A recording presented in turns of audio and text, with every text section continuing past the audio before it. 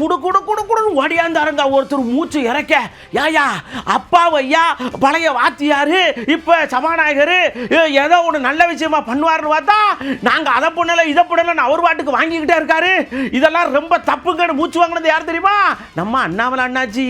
அப்பா அவர்கள் மாதிரி கட்சி மாறி முதல்ல திரு ஐயா கருணாநிதி அவர்களை துரோகி என்று அப்பாவு சொன்னார், மோசக்காரன் அப்பாவு சொன்னார். இன்னைக்கு அதே அப்பா அவர்கள் இந்த பக்கக்கார குட்டியாக்காரன் அடிச்சு வந்து இன்னைக்கு வந்து ஸ்பீக்கரா உட்கார்ந்துருக்கிறார். இந்தியாவில் ஒரு ஸ்பீக்கர் அரசியல் செய்யறாருன்னா முதல் இடத்துல அப்பாவு தான் இருப்பார். இன்னைக்கு சட்டமன்றத்தில் உண்மையை சொல்ல வேண்டும் என்றால் முதலமைச்சர் பேசுவதை விட திமுகவுக்கு ஆதரவா அப்பாவு தான் பேசுறார். யாராவது பாரதிய ஜனதா கட்சியினுடைய 4 எம்எல்ஏக்கள் எந்திரிப்பதற்கு முன்பே அப்பா அவர்கள் பதறி போய் 4 பேர்த்தையும் பேச விட மாட்டார். ஆனால் இவர் அரசியலை பற்றி பேசாமல் இருப்பது அவருக்கு நலம். இன்னைக்கு அவருடைய சொந்த ஊர் அதெல்லாம் போய் பாருங்க என்ன அட்டூழியம் பண்ணிட்டு இருக்காருன்னு. அதனால் தமிழ்நாட்டில் யாராவது குரல் கொடுக்க ஆரம்பிச்சா பிஜேபி பி டீம் முதல்ல இதுல இருந்து வெளியே வரணும். விஜய் அவர்களுக்கு அவருக்கு தொண்டக்குழி இருக்கு, அவருக்கு நாக்கு இருக்கு, அவருக்கு வாய் இருக்கு, அவரு பேசுவார். பாரதிய ஜனதா கட்சி வாடகை வாய் யாருக்கும் கொடுக்க வேண்டிய அவசியம் இல்லை.